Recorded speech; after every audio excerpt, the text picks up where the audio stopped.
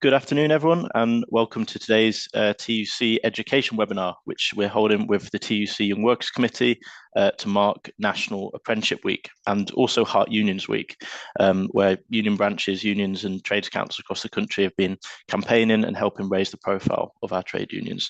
You might have been expecting Anna, who usually hosts these webinars, but I'm going to be chairing for today. My name's Fraser Maguire. I'm the chair of the TUC Young Workers Committee. I'm from Unite Hospitality. And so, yeah, I'll be hosting, but don't worry, Anna will be back for the next webinar. We've got a lot of people registered, so we're just going to give it a couple of minutes for people to join on the Zoom. While we're waiting for that, say hi in the chat. Let us know your union, where you're from in the country, and whether you're an apprentice, a union rep, an officer, or what role you take in your union. So please do share that, and it'll be great for people to give themselves a bit of an introduction.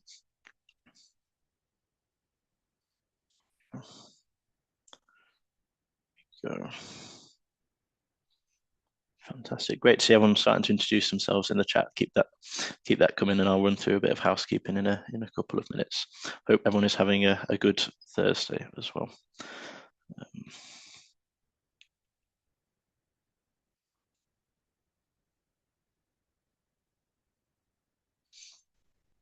Okay, excellent stuff. We've had some really good numbers of people joining, so I'll just run into the housekeeping now. So we've got live captions for this meeting, so if you'd like to follow along with the captions or you're struggling with hearing or anything, you should be able to click the captions button, which should be at the bottom underneath the video screen, whatever device you're looking on. We're also going to be recording this session today, so if you need to leave early or you think it's especially good and you want to share it with some of your colleagues or any apprentices, you'll be able to do that. And the TUC Education will send out a link to the recording along with any of the resources that are mentioned by participants during this webinar.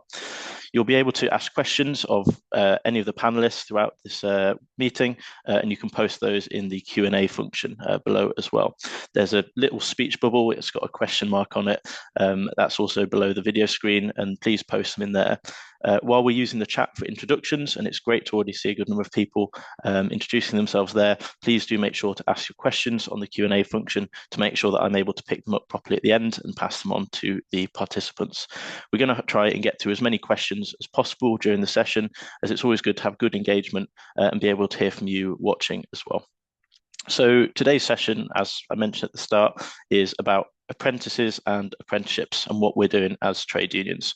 So this week is National Apprenticeship Week, and I'm sure we all know, especially those who've done apprenticeships, that they're a vital route into work for young people. They build up skills and experience, but I think something that many of us can recognise now is that many of them are not properly delivering. We've seen the quality of apprenticeships decline. We've also seen the number of people finishing their apprenticeships decline significantly, especially in the last decade.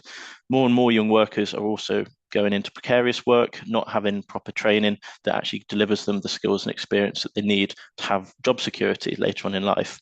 And this is definitely one of the big challenges, I think, facing our trade unions and young workers and young trade union members in general.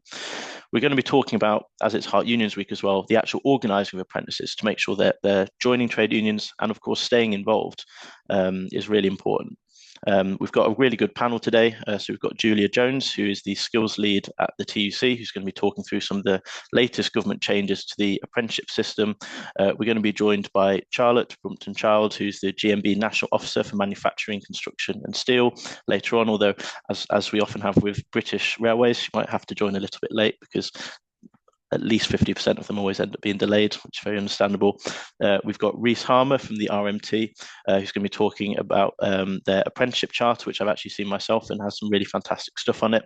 And he's the apprentice lead for the RMT Young Workers. And we'll also have Matt Randalls, who is a Unite the Union apprentice rep at Rolls-Royce in Derby, same as me, which is not that I'm biased toward any panelists, but I'm sure Matt will also be great. So a massive thank you to everyone for joining us this afternoon, and I'm going to pass on to Julia to start off. Okay, thanks, Fraser. So hi, everybody. I'm Julia Jones. I'm the policy lead at the TUC for Skills, which includes apprenticeships. And I'm really delighted to be here today and really looking forward to the discussion this afternoon. It's always great when we can hear from our reps, workplace reps, and also apprentices themselves. So before I start talking about some of the changes, I'm just going to spend a few minutes celebrating the power of apprenticeships and the huge potential they hold in our skills system, our workplaces, and for working people across the country. We do know that when an apprenticeship is done well, they can truly transform people's lives, and that's when trade unions come into their best. So National Apprenticeship Week, as Fraser's just said, it is a brilliant opportunity to celebrate and learn about the great work our trade unions and our workplace reps are doing every day to support apprentices in the workplace up and down the country. So supporting and valuing training apprenticeships, it's nothing new for our trade unions. Trade unions have always supported apprenticeships and have always supported working people to improve their skills. I was at a meeting last week when our General Secretary reminded us all that the first TUC Congress was in 1868 in Manchester, not far from where I'm based, and technical training and skills for workers was on that first agenda. And here we are over 150 years later, still talking about the value of trade unions and the importance of skills for workers and the involvement of trade unions. So the TUC and our unions have always valued apprenticeships, and we see them that they should be a genuine job for people with proper training that's closely linked to industry standards and needs.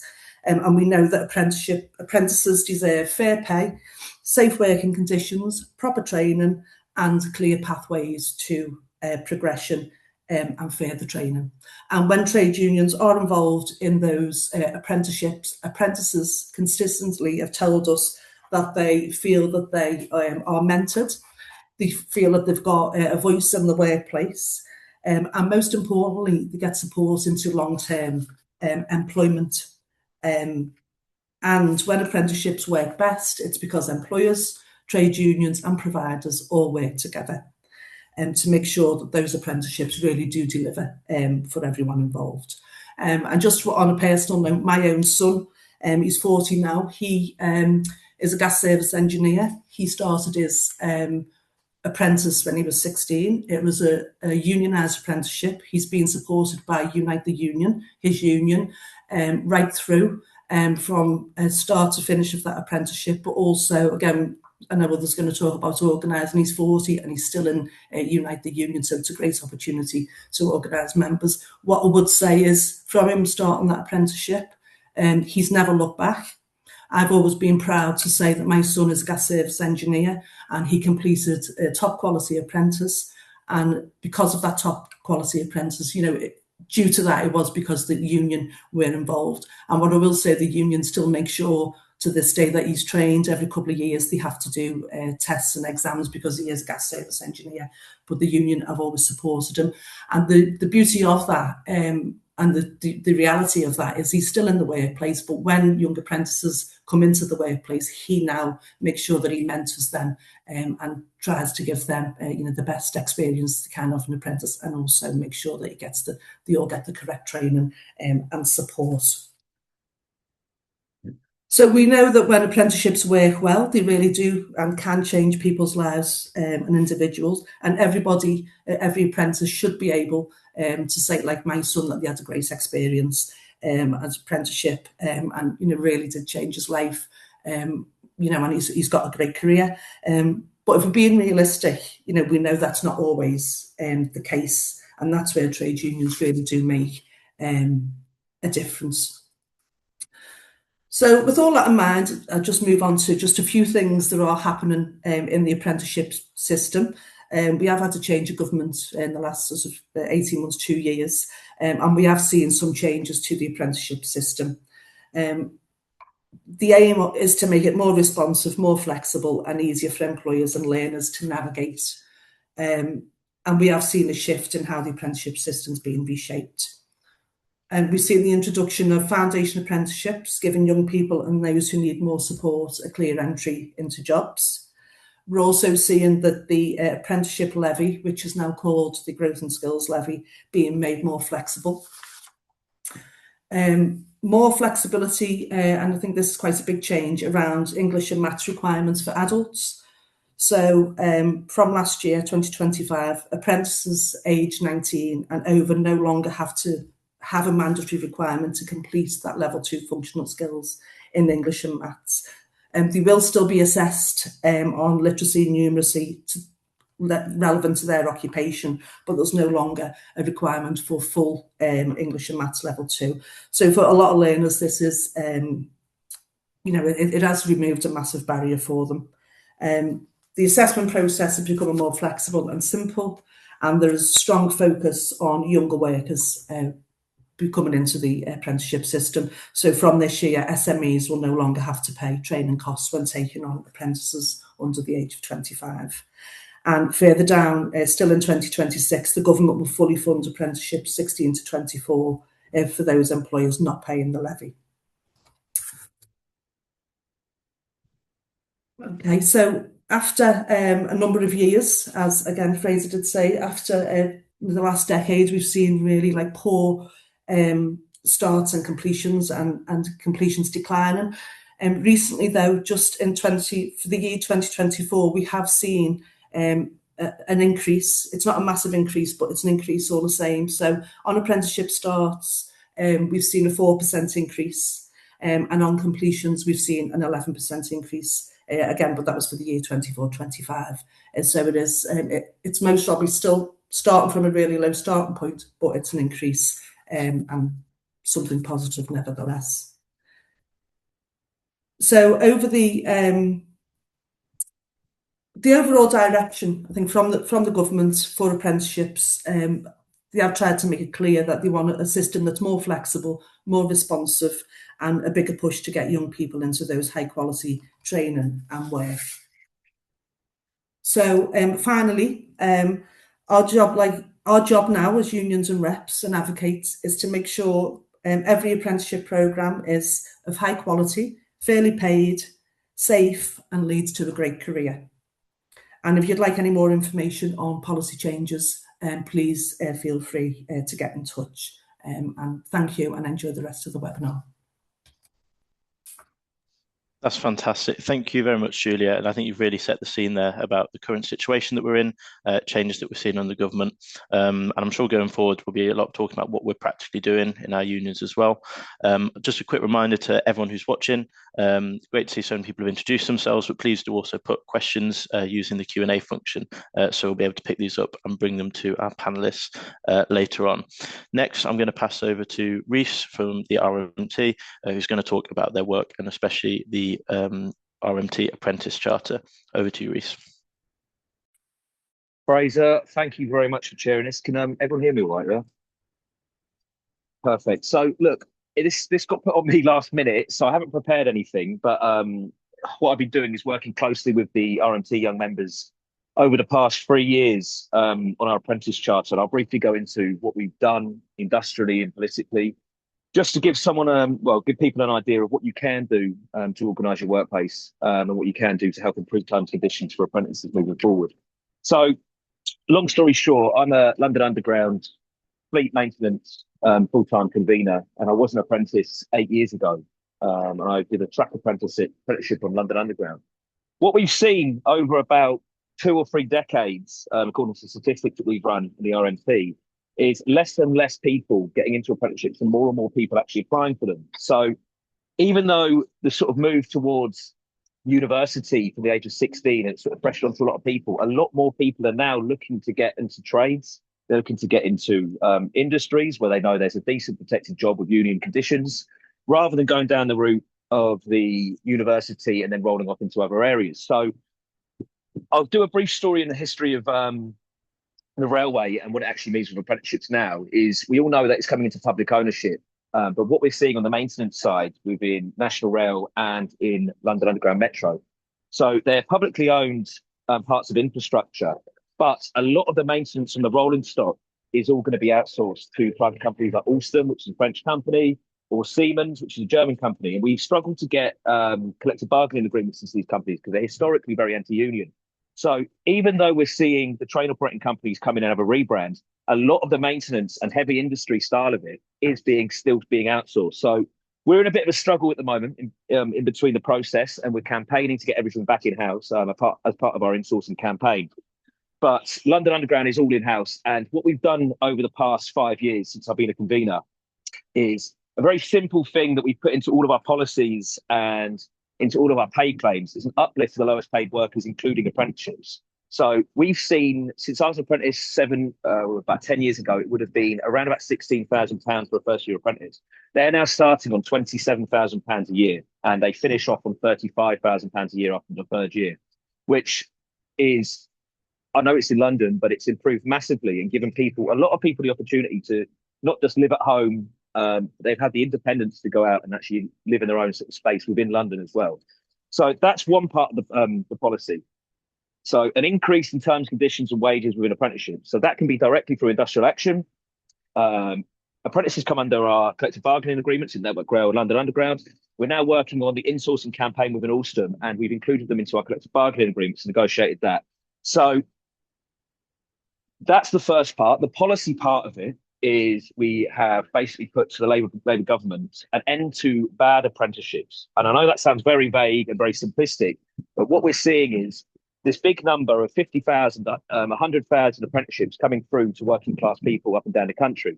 What does that actually mean? And what are those apprenticeships? Are they undercutting the value of labour in the workplace? For example, a customer service assistant, where you do not need an apprenticeship to do that job. And those people would have been paid more just to do that job and go through the initial training. Or are they decent qualified apprenticeships where people are getting the right education, the right training to do heavy maintenance and industrial work, where they would roll off and be fully qualified into a job that they know what they're doing? So that's the second part of it. And the third part is, again, I'm going to reiterate, is the end of outsourcing within heavy industry. So this is a part of the apprenticeship campaign within RMT as well, because we are looking into getting to the private sector. So as we gain apprenticeships into the collective bargaining machinery, we are getting more and more people on board and campaigning for the insourcing of all this maintenance to come back in-house. So that's the three-pronged, basically, campaign of what we've been doing. Our charter goes into the history of privatisation and the greatest opportunity of insourcing that we're going to have in a generation through the Labour Party government as well. So I hope that helps, Fraser. Sorry, I would have written stuff down and gone into more detail about our apprentice charter. I don't have it to hand. What I am going to do is send it over to Fraser so he can send it out to all the email correspondence here as well. And any questions, I'm more than happy to ask. All right. Absolutely, thank you very much, Rhys. And again, yeah, all the resources from this meeting will be sent out to people afterwards. So don't worry if you haven't got anything so far. That will also be the recording as well. So yeah, thanks again, Rhys. I mean, the RMT are absolutely on the forefront of both the work that's been done across the trade union movement, organising apprentices, and the campaigns on insourcing are really important too. Please keep questions coming in the Q&A. We've had some on the Zoom and some through other channels as well, so we should have a good number for the end. But do make sure you are asking, whether it's practical questions or anything that's caught your interest at all. We've already heard some really important stuff about how we need to be organising our apprentices and not passively taking this. I think we have seen, as was mentioned, as the conditions for trade union organising have got more and more challenging over past decades, we have seen a decline in both apprentice and general young person, both membership and participation in our trade unions. As we've seen the decline in our industry, we've seen the growth in sectors like my own with hospitality, and it does pose real challenges. But where we see the success stories, where we hear from especially young people and apprentices who are getting engaged and involved in the unions, we absolutely have to make sure we're learning and sharing these lessons.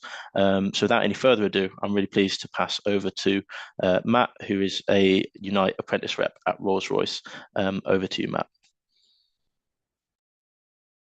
Brilliant. Thank you very much, Fraser. Can you hear me all right? Yeah, perfect. Okay. Afternoon, ladies and gentlemen, comrades. Thank you so much for giving me the opportunity to speak in front of you all today.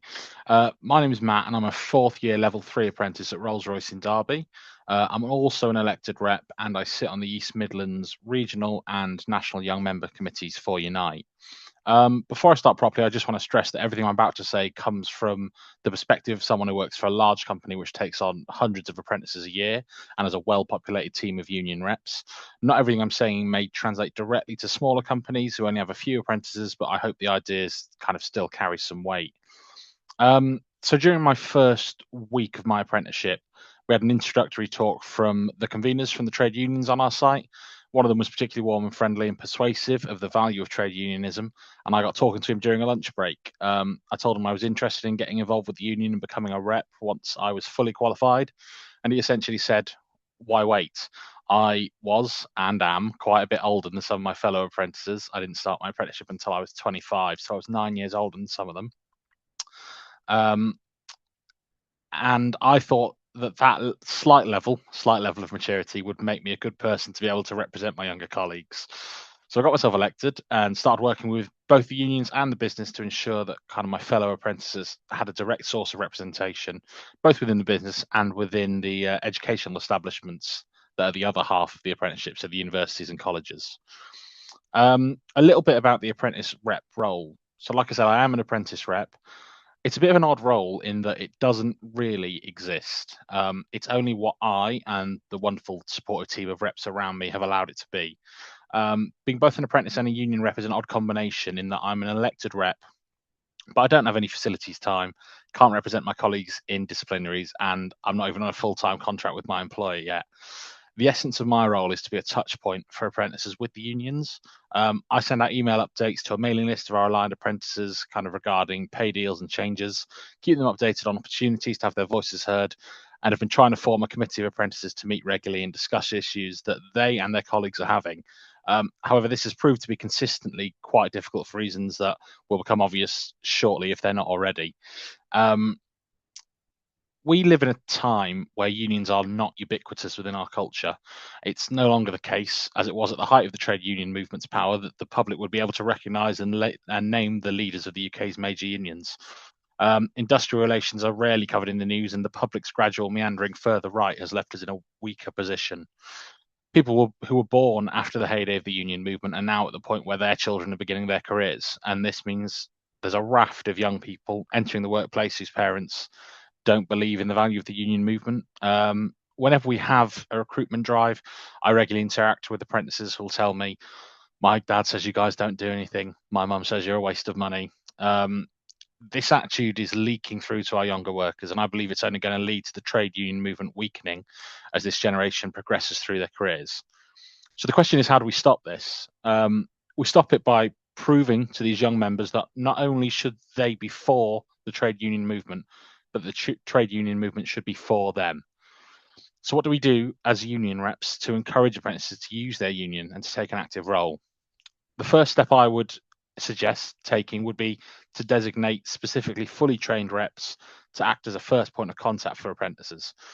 Having a single point of contact who is easily reachable can make it easier for people who may not yet know who their local rep is, or who may not have the confidence to go and speak to them. This person needs to be understanding and patient with the fact that apprentices are inherently young and sometimes make stupid mistakes. Trust me, I have, or have errors in judgment simply because they lack the life skills and experience yet to understand what they're doing. We also need to consider what it is our apprentice members want, which seems kind of obvious, but we need to be in regular communication with them and to always be trying different things to engage them. This could be anything from social events for union members, hosting regular town halls or stands where apprentices can come along to raise questions, or even just keeping them abreast of opportunities such as young members committees, which may be available to them. By targeting the specific needs of apprentices, we can lessen the occasionally accurate assumption that unions are a bit of an old boys club and show them that not only are they welcome, but they are essential to the future of this movement. We should also take advantage of apprentices who are keen. If you ever meet an apprentice who is keen to be involved in the unions, take that opportunity with both hands. Having someone who is a member of the apprentice community who wants to promote the trade union movement is, and I say this without trying to sound self-important, one of the most valuable assets you can have. They get to always be amongst their apprentices and get to have those conversations in canteens and corridors which form the basis of workplace organisation. So encourage them and show them what being a rep can do for themselves as well as their colleagues. Since I've become a rep, I've been lucky enough to go to, I'm now on the National Young Members Committee, so I get to travel to do that.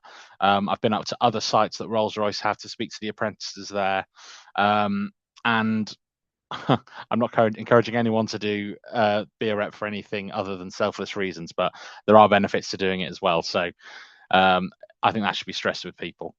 Let's see. The final and most important thing that trade unions need to be is ever present in the apprenticeship programs.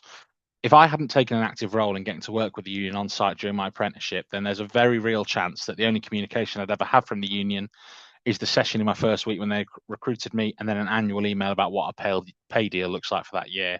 And that's about it. And that's because apprentices, certainly in my facility, my company, fall into, they essentially slip through the cracks a little bit of the branches because they're not directly aligned to a single branch. I don't know if this is the same anywhere, but in my workplace, apprentices can't be balloted on pay and they can't take industrial action. So it's understandable for apprentices who have those bare bones levels of interaction with the union to wonder what exactly their £5 a month is going towards. So keep your notice boards updated, keep thinking about what it is that they really want, and keep talking to them. Sometimes just reminding the apprentice population that you're there to support them in the good bits and bad bits of their apprenticeship, because there will be both, can be enough to make them take the step to both join and become active in the movement. I hope this has given you all an idea of what I'm trying to do with the apprentices in the business I work in and why it's so important to engage them. They are apprentices now, but in 10 or 20 years, they'll be scattered through our workforce at all different levels. And they'll be the people who, if we get them passionate about the movement now, will be pushing forward into a worker-led future. Thank you all for your time, and I'm more than happy to answer any questions you've got. I just want to say as well, there is an event tomorrow which I will send to Fraser. Unite are also launching a apprenticeship charter as well, just to stay competitive. So I will send that to Fraser and he'll get it sent out to everyone as well. Thank you so much for your time. Fantastic stuff, Matt. And yeah, we'll definitely get that sent out. Same with the information from Reese. I think Matt has absolutely hit the nail on the head there about one of the first things we have to remember about organising apprentices and young workers in general is that there's almost a 2-generation gap between, the strength of the trade union movement and where we are now. It's not just the children of people who, around in the 70s and 80s, it's the grandkids of a lot of them. Like my mum wasn't in a trade union until I got her to join. And, many of my friends, their parents don't, have quite low knowledge about unions as well. And I think whenever active apprentices can be found to sort of be that bridge, because you've often got, especially in you recognised or like highly densely unionised workplaces, you'll have an incredible amount of experience and knowledge among the older shop stewards and the older reps, but it can actually be quite hard for that to filter down directly to some of the apprentices. And sometimes I think it can almost reinforce the idea that unions are something that a lot of older workers are in, when you're seeing a big age gap between yourself and the people you're speaking to about the union. So having apprentice reps, having points of contact among young worker or apprentice groups is incredibly important. It's, I think, a big step toward how we do engage our apprentices in our union structures. And similarly, I'd echo that point about the presence. It can't just be, one email a year that you get. I think the first 2 years I had after becoming a trade union member myself was, I probably got 1 or 2 emails every so often. And many young people aren't great at checking their emails either, or feeling particularly engaged in it. So it's really important. And that can look like all sorts of things. It can look like conversations on people's lunch breaks with more experienced reps. It can look like taking people out for coffees or pints, because sometimes, young workers, people who've never experienced collective action, don't know very much about trade unions. If they just get sent, there's going to be a meeting next week, go along to it, and they don't know what a branch meeting is, or you say, this is happening, it can be quite intimidating, going in at the deep end. A lot of young people won't really know what they're getting themselves into. They might not feel that confident. So it can be really helpful often to sort of have informal conversations about like what the union, what it does, why it's relevant, why it's important to get involved, build up that confidence and engagement is something I often have conversations with members in my own union as well. Don't just throw young people in at the deep end or send them a load of things on WhatsApp and expect them to start showing up to multiple Zoom meetings all the time. Sometimes it can be really important for them to hear from their peers, and be built up their confidence. So that's really good. So we've gone through all of our speakers who are in attendance now, as Charlotte's still having problems relating to the British railway system. So I think we're now going to pass on to the Q&A. So I'm going to take out one of the first questions that we've had, and then Matt, I'll come to you first, and then Julie, if you would like to respond as well. So the first question I'm going to go with is what more could unions think about for getting apprentices involved in the actual structures and the branches, so they're more involved in decision making? And I suppose this question is quite important, because if apprentices see themselves as not involved in the decision making, they might not see the union as relevant. So Matt, I'll pass to you first, and then over to Julia. Yeah, so it's interesting. I think a really important part of it is the pitch when they're first join a union, because essentially there's lots of, like, if apprentices know anything about a union, they will know that they do the pay talks and that they're there for disciplinary matters, and that will essentially be it.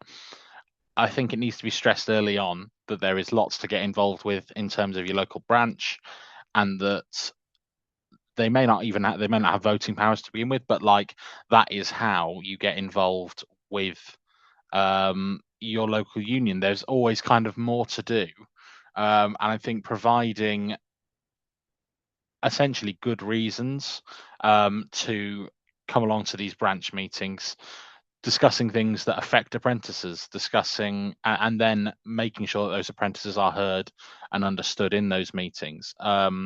It's sort of, I think, the really essential thing. That's really good. Thank you for that, Matt. Julia, do you have any thoughts on this, or I'll move on to our next question?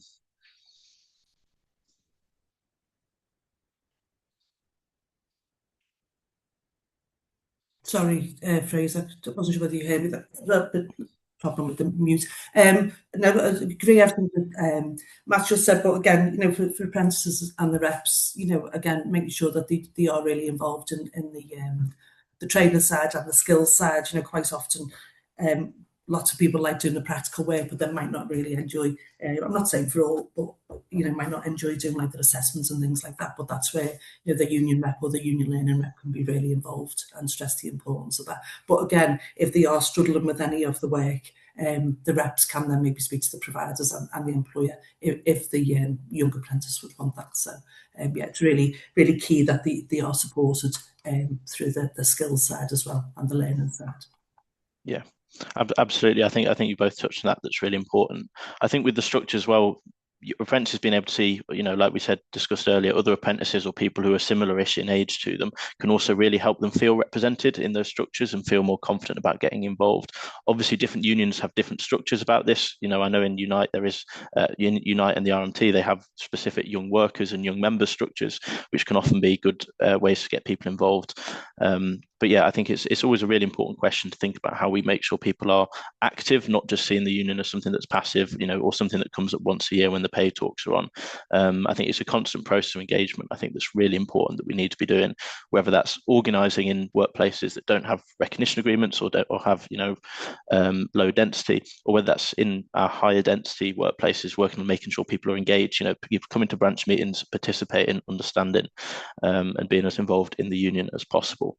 So I'm going to move on to our next question now, and Julia, I'll come to you first again on this, which is, could speakers say a little bit more about what foundation apprentices are and the types of issues that unions should be looking out for in workplace, or the sort of things that we're expecting to see, which I think is important, because again, it goes back to that point about apprentices might have different issues to other bits of the workforce, and what sort of challenges are they seeing.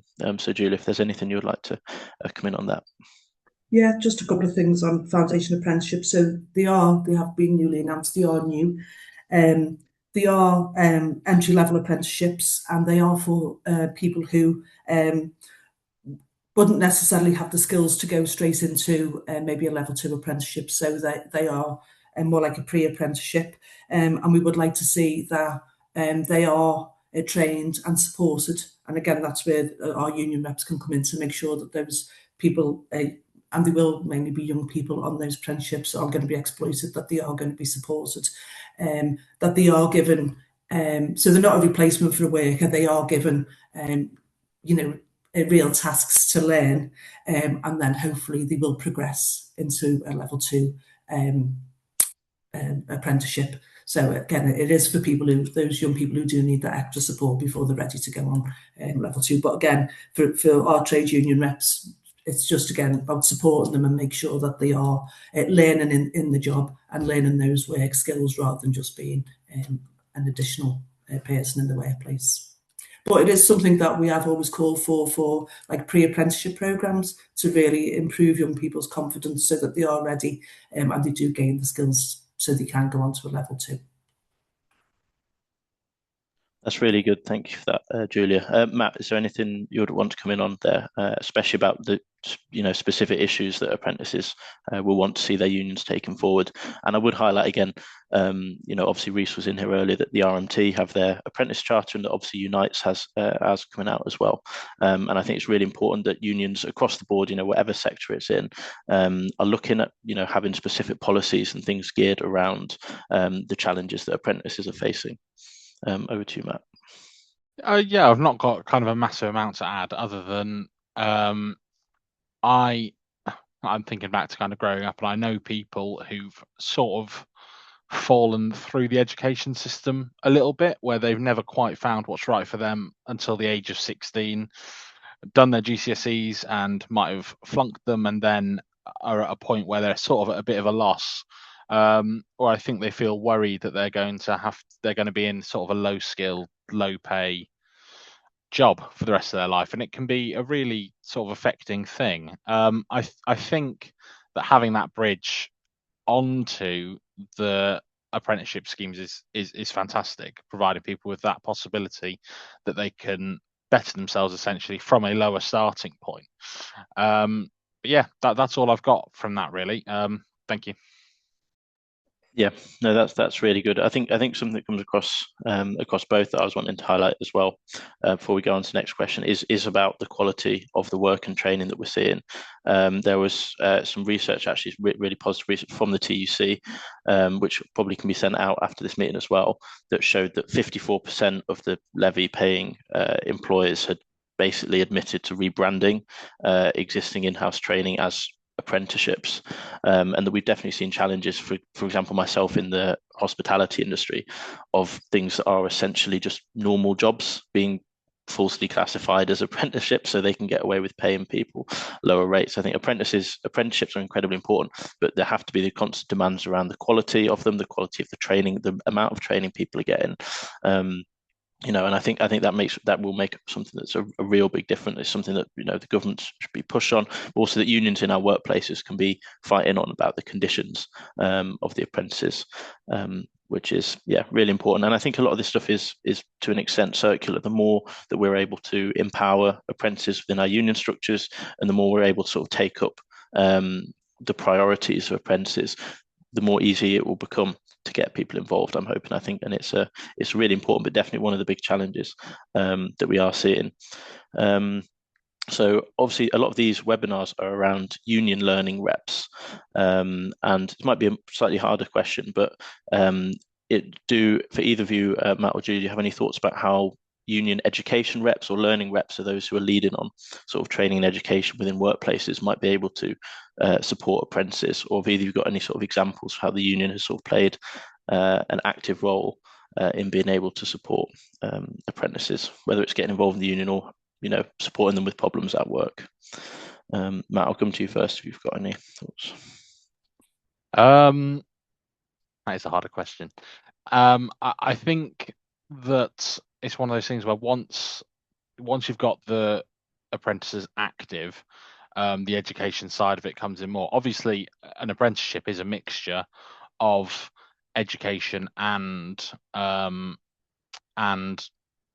working essentially. So having people around who understand the education side of it, because it's something that gets partly forgotten. There's this communication between the company you're with, your manager, and a higher education establishment, basically.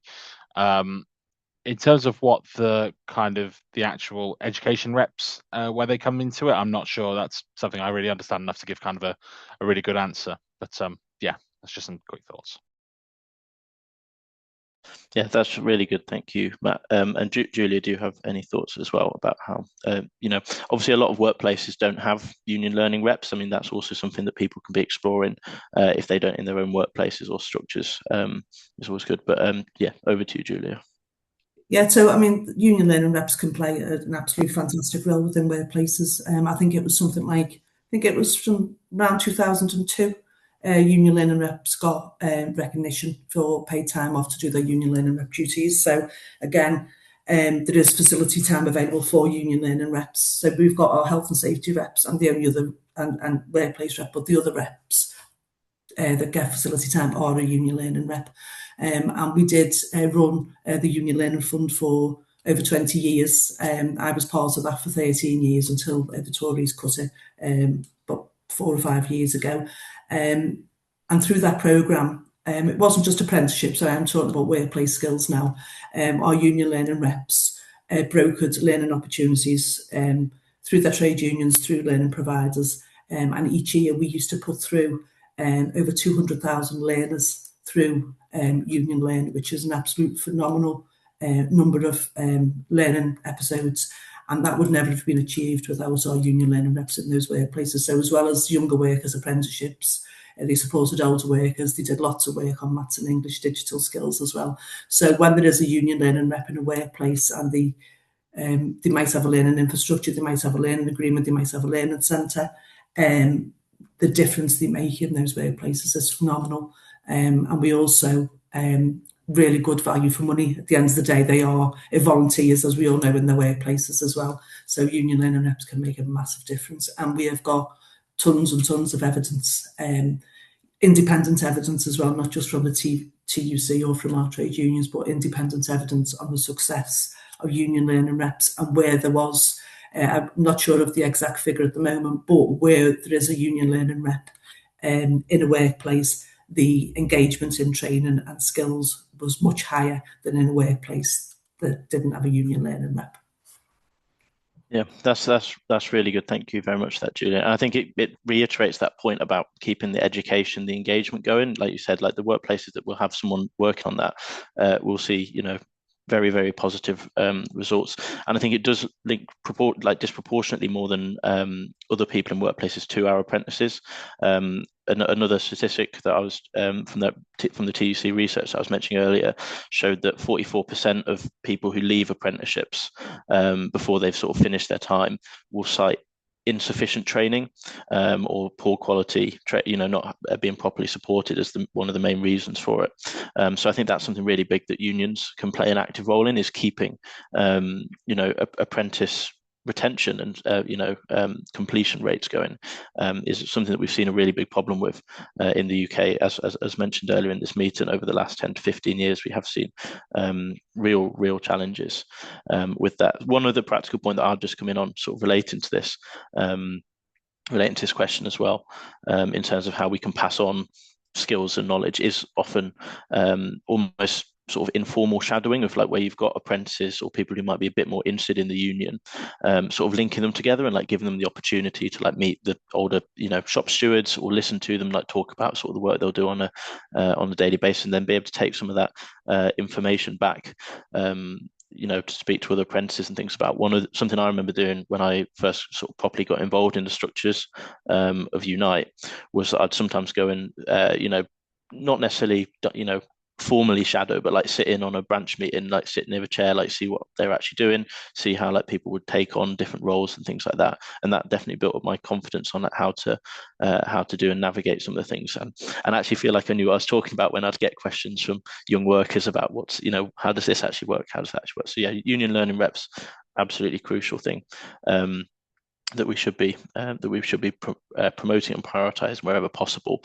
And I do think it's fair to say, especially when those reps can be young or apprentices themselves, I think it's really good. As we mentioned earlier, people do often respond better to things from their peers, and we know a lot of apprentices might not necessarily see themselves represented in a lot of the reps in their own workplaces.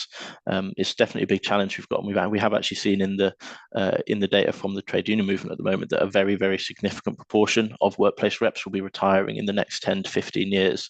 And as a trade union movement, we might be trying to, we might be struggling with experience if there's a lot of younger people who haven't necessarily been trained up or haven't had the opportunity to sort of learn about a lot of the roles and things that they might be stepping into, as older trade union representatives might be retiring. I think the last of the main questions that I've got, I'm not sure if we'll have time for all of them, but will be, do either of the panelists have any advice on getting non-apprentices and apprentices to bargain and organise together. So Matt, I know you'd spoke about some of the things that apprentices aren't able to do, but have you got any thoughts or about successes on what can be done to sort of bring the two together? And I think this can include in the workplace, but it can also include external stuff like getting people together for like social events to make them want to get more involved in the trade union and things like that. Over to you, Matt. Yeah, so as I said, in the workplace, I've tried to set up something of an informal apprentice committee, which is essentially anybody I've ever caught a whiff of that might be interested in getting involved. I've tried to drag along to a monthly meeting, like a branch meeting, where essentially they can have their say and explain. So at Rolls-Royce, there's a bunch of different apprenticeships doing all different things. For example, the project management apprenticeships, I'm on the shop floor. I never have any interaction with them. I don't know what their problems are. I don't know what difficulties they're having. I don't know how the university might be failing them. So having one of them come along and explain to me the issues they're having, and I can then make an understanding of that and go, oh, I hadn't even thought about that, and essentially passing it up the line so I can then go and talk to our conveners or the rep in their local area who they, again, might not know. So that's one way in the workplace. I think outside the workplace, so in Unite in the East Midlands, we're really lucky in that we get lots of people who are keen to kind of organise social events and things where people can bring the problems they are having in their workplace and, over quite casually explain what the issue they're having is and see if there's any help that can be provided from the other people who are there, people who've experienced it before, or it has been dealt with in their workplace, and then that can be passed up as well. So there's plenty of variety, and as with everything else, it's apprentices are more than willing to speak on things when they're not happy. Trust me, they will make it known when they do not think they're being treated fairly or something doesn't seem right to them. It's getting them to the point where they have people to speak to and they feel that something's been done and that they are respected and listened to. And I think that if we do the things we've kind of discussed in this call today, we're sort of well on our way there. But yeah, thank you, Fraser. That's brilliant. Thank you, Matt. And Julie, would you like to come in? Yeah, I'll just go back to the role of a union learning rep, really. So some people, we I think earlier on we were talking and somebody was saying, sometimes people don't see the value of the union, or they might say, oh, my dad said this, as someone already said, or my mum said that. I think the value of a union learning rep is quite often union learning rep might be seen as, oh, you do the nice stuff and fluffy stuff, but we all know that through our tracking of reps, where we track progress and things like that, many union learning reps start off as a union learning rep, but then they do progress into a workplace rep and deal with maybe more serious issues and things like that. I think the role of a union learning rep, they can really engage workers in skills, apprenticeships, but apprentices, and also the general workforce as well. Because we do know that in workforces we do have a lot of reluctant learners. Some people who might have had not a great experience of the education system, but they can engage those people into learning, into maybe informal learning. So things like I know at the TUC we've got an individual like learning account that can be used for informal learning. It can be used for learning related to your job as well, but mainly informal learning. But those links are really great engagement tools for workers to think, oh, there's a union learning rep. I'm really interested in something. I'd really like to be able to use a computer. I'd really like to improve my English. I'd really like to improve my digital skills. That's where the union learning reps come into their own, engage those workers. Workers can start seeing the value of a union that they might not realise, and then that's when they can maybe say, well, look, why don't you join the union? This is what the union can offer and things like that. So, I absolutely love trade unions, but I really do love union learning reps as well, because I think they play an excellent role in the workplace of engaging those reluctant learners and those workers who might not be in a trade union, but done well, a union learning rep is a fantastic organising opportunity for our trade unions. So that's all I'd say on that. Absolutely. Thank you very much for that, Julia. So I've seen a couple of the questions have been put through the chat as well as the Q&A function, and we're not going to have time to, unfortunately, put any more questions to our panelists, as a number have also had to shoot off for other meetings and commitments that they've got this afternoon. I would just draw people's attention to what's just been put in the chat, that questions can also be answered via the relevant people from the panel after this session via email. So please do look at that as well. A few things that I'd just really quickly like to touch on are some of the questions that have been put in the Q&A that we're not going to have time for a full response on. On the social media question from Amanda, which I think is really important.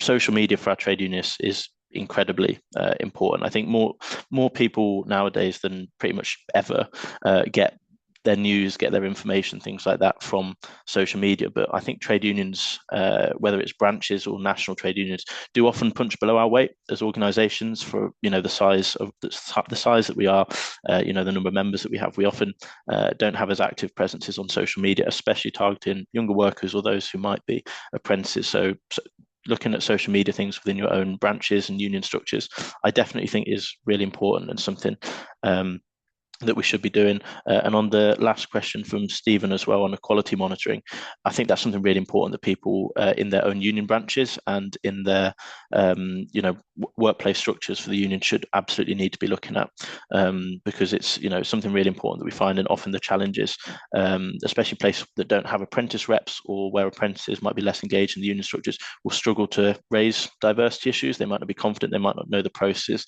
I've been in situations where I have met and spoken to young workers who don't actually even really know what is and isn't the law on these things. That's not something we can assume at all. Like, as people, especially those who've never really been engaged in a trade union, will often have very, very low knowledge of employment law. And I think doing proactive monitoring, having conversations with people, especially sort of peer to peer, can be really, really helpful for doing that.